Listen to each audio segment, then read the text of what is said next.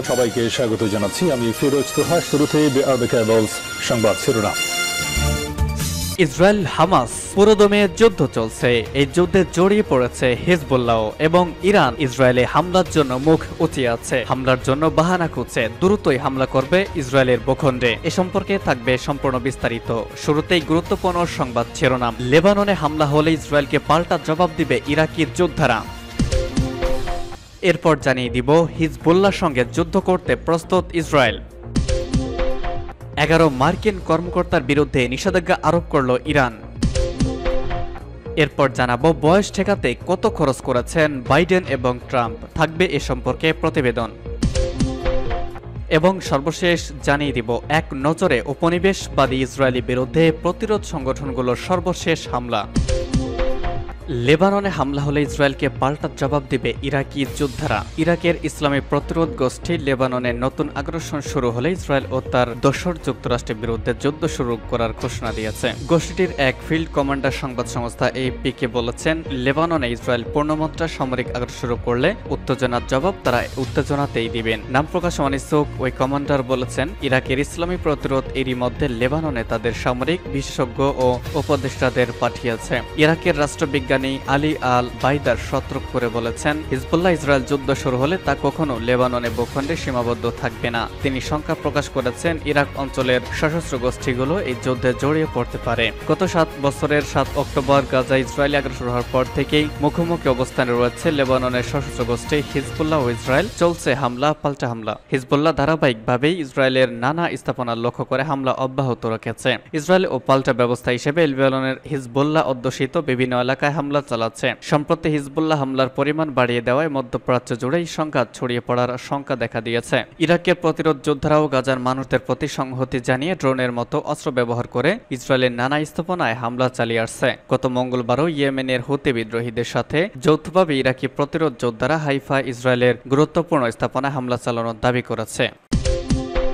হিজবুল্লাহর সঙ্গে যুদ্ধ করতে প্রস্তুত ইসরায়েল। ইসরায়েলের প্রতিরক্ষামন্ত্রী ইয়েভ গ্যালান্ট বলেছেন, লেবাননের সশস্ত্র গোষ্ঠী হিজবুল্লাহর বিরুদ্ধে যদি যুদ্ধ করতে হয় তবে তার জন্য প্রয়োজনে যে কোনো পদক্ষেপ নিতে ইসরায়েলি বাহিনী প্রস্তুত আছে। খবর আল জাজিরার। গ্যালান্ট তার কার্যালয় থেকে জারি করা এক বিবৃতিতে কথা জানিয়েছেন। এতে আরো বলা হয়, আমরা প্রতিদিন হিজবুল্লাহর ওপর কঠোর আঘাত হানছি এবং লেবাননে প্রয়োজনীয় যে কোনো পদক্ষেপ নিতে বা শক্তিশালী অবস্থান থেকে একটি সমঝোতায় পৌঁছাতে আমরা প্রস্তুত আছি। যদি দরকার হয় তবে আমরা মাঠে নামব। লেবানন ইসরায়েল সীমান্তে প্রায় প্রতিদিনই চলছে গোলাগুলি। এতে দেশ দুটির মধ্যে পূর্ণমাত্রা যুদ্ধ শুরু হওয়ার আশঙ্কা তৈরি হয়েছে। গতকালও লেবাননে একটি গাড়ি লক্ষ্য করে হামলা করেছে ইসরায়েল। এতে দেশটির সশস্ত্র গোষ্ঠী হিজবুল্লাহর এক কমান্ডার নিহত হয়েছে। দক্ষিণ লেবাননের বৃহত্তম শহর টায়ারের একটি গাড়িতে হামলা চালিয়ে দিয়েছে ইসরায়েলি সেনাবাহিনী। এর আগেও লেবাননের বিভিন্ন জায়গায় হামলা চালিয়েছে ইসরায়েল। হিজবুল্লাহ ইসরায়েলের বেশ কয়েকটি স্থাপনায় হামলা চালিয়েছে।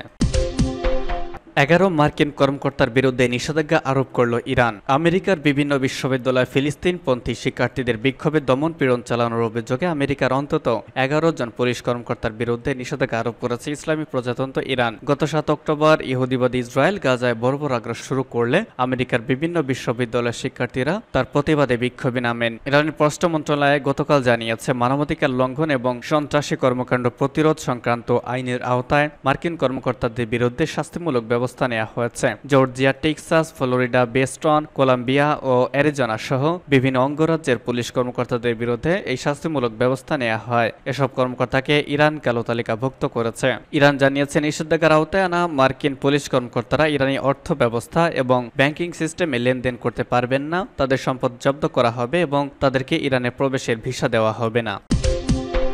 বয়স ঠেকাতে কত খরচ করেছেন ট্রাম্প বাইডেন। বয়সের কারণে আগামী নভেম্বরে মার্কিন প্রেসিডেন্ট নির্বাচনে জো বাইডেনের সরে দাঁড়ানোর দাবি যখন জোরালো হচ্ছে, এর মধ্যেই এলো এক চাঞ্চল্যকর খবর। যুক্তরাষ্ট্রের ক্যালিফোর্নিয়া অঙ্গরাজ্যের বেভারলি হিলসের একজন শীর্ষ সার্জন দাবি করেছেন, সাবেক মার্কিন প্রেসিডেন্ট ডোনাল্ড ট্রাম্পের চেয়ে বাইডেন বেশি কসমেটিক সার্জারি করেছেন বলে মনে হয়। সেই সঙ্গে এই সার্জনের দাবি, বর্তমান প্রেসিডেন্ট বাইডেনের চেয়ে ট্রাম্পের বুড়িয়ে যাওয়া বেশি স্বাভাবিক। খবর ডেইলি মেইলের। গত সপ্তাহে নির্বাচনী বিতর্কে ট্রাম্পের মুখোমুখি হন বাইডেন। সেই দিনের বিতর্কে ট্রাম্পের কাছে এক প্রকার ধরাশায়ী হয়েছেন মার্কিন প্রেসিডেন্ট। এরপর থেকে বাইডেনের ফিটনেস এবং বয়স নিয়ে স্বয়ং তার দল ডেমোক্রেটিকের মধ্যে আতঙ্ক দেখা দিয়েছে। মার্কিন ইতিহাস থেকে বয়স্ক প্রেসিডেন্ট হিসেবে নাম লিখিয়েছেন বাইডেন। 81 বছর বয়সী বাইডেন দ্বিতীয়বারের জন্য দেশটিতে আগামী নভেম্বরে নির্বাচনে লড়াইয়ে নেমেছেন। মার্কিন রোড সার্টিফাইড একজন সার্জনের মতো 81 বছর বয়সী প্রেসিডেন্ট বার্ধক্যজনিত বিভিন্ন প্রভাব ঠেকাতে সমর্থ সম্ভবত সার্জারি করেছেন এবং কয়েক বছর ধরে এটি করার পিছনে আনুমানিক $1,60,000 খরচ করেছেন, যা বাংলাদেশি মুদ্রা 1,87,00,000 বেশি।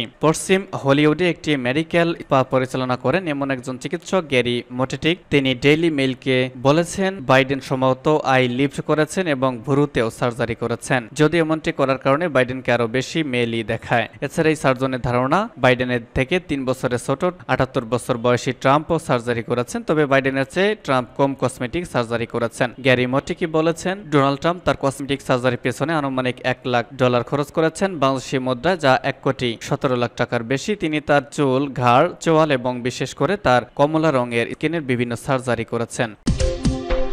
এবং সর্বশেষ জানিয়ে দিব, এক নজরে উপনিষবাদী ইসরায়েলের বিরুদ্ধে প্রতিরোধ সংগঠনগুলোর সর্বশেষ হামলা। 40 জন ইসরায়েলি সেনার হতাহত হওয়া। ইসরায়েলি অবস্থানগুলোতে হিজবুল্লাহ, ইয়েমেন ও ইরাকের প্রতিরোধ সংগঠনগুলোর ক্ষেপণাস্ত্র হামলা এবং হামাস যোদ্ধাদের হাতে ইহুদিবাদী সেনাদের সাজোয়াজান ধ্বংস ছিল গত 24 ঘন্টায় উপনিবেশবাদী ইসরায়েলের বিরুদ্ধে প্রতিরোধ ফ্রন্টের সর্বশেষ হামলার কয়েকটি নমুনা। মধ্যপ্রাচ্যে তৎপর প্রতিরোধ সংগঠনগুলো গাজাবাসীর প্রতি সংহতি জানিয়ে আপাত মস্তক সশস্ত্র ইহুদিবাদী ইসরায়েলের বিরুদ্ধে অভিযান পরিচালনা করার ক্ষেত্রে নজিরবিহীন সাহসিকতা প্রদর্শন করেছেন। প্রকৃতপক্ষে গত 9 মাসের যুদ্ধে ইসরায়েলের বিরুদ্ধে প্রতিরোধ ফ্রন্ট এই শক্তিশালী অবস্থানে থেকে লড়াই করে এসেছে। পার্সুরের রিপোর্ট অনুসারে ইসরায়েলি সেনাবাহিনী কথা স্বীকার করেছে যে সোম ও মঙ্গলবার তাদের 44 সেনা আহত হয়েছে, যাদের মধ্যে 14 জন আহত হয়েছে। গাজা উপত্যকার সংঘর্ষে ইহুদিবাদী বাহিনী গতকালও গাজায় তাদের একজন সেনাকে হারিয়েছে। এ নিয়ে গত নভেম্বরের 7 অক্টোবর থেকে পর্যন্ত নিহত ইসরায়েলি সেনার সংখ্যা 674 জনে পৌঁছেছে। অন্যদিকে লেবানন ইসলামী প্রতিরোধ আন্দোলন হিজবুল্লাহ ইসরায়েলের উত্তর অংশে আবারও ব্যাপক রকেট হামলা চালিয়েছে। গতকাল রাতে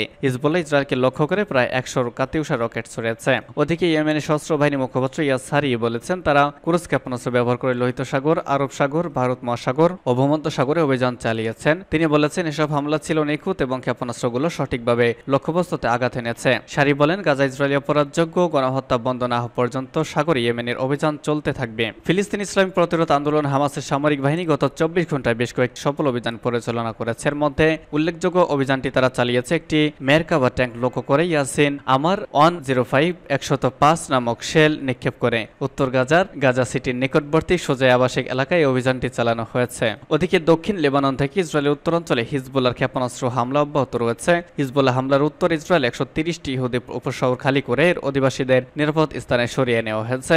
এসব বাস্তুহারা ইহুদিবাদীকে রাখার জন্য হোটেল ছাড়া আর কোনো জায়গা পায়নি ইসরায়েল। এ কারণে ইসরায়েলের প্রায় সবগুলো হোটেল বস্তুত আশ্রয়হীন ইসরায়েলতে ঠাসা রয়েছে। অন্যদিকে ইহুদিবাদী ইসরায়েলের যুদ্ধ মন্ত্রণালয় কয়েক সপ্তাহ আগে একটি বিবৃতিতে তাদের সেনা অবস্থান ও ইহুদি বসতিগুলোতে লেবাননের প্রতিরোধ যোদ্ধাদের ক্রমাগত আক্রমণের ক্ষয়ক্ষতি স্বীকার করেছে। এই মন্ত্রণালয় ঘোষণা করেছে যে হিজবুল্লাহর হামলায় পর্যন্ত ইহুদিবাদীদের 86টি বসতির 930টি বাড়ি ও ভবনের মারাত্মক ক্ষতি হয়েছে। এদিকে ইসরায়েলে অবসরপ্রাপ্ত রিজার্ভ জেনারেল ইজহাক বিগ এক টিভি শোতে বলেছেন গাজা যুদ্ধে ইসরায়েলি বিজয় হবে না।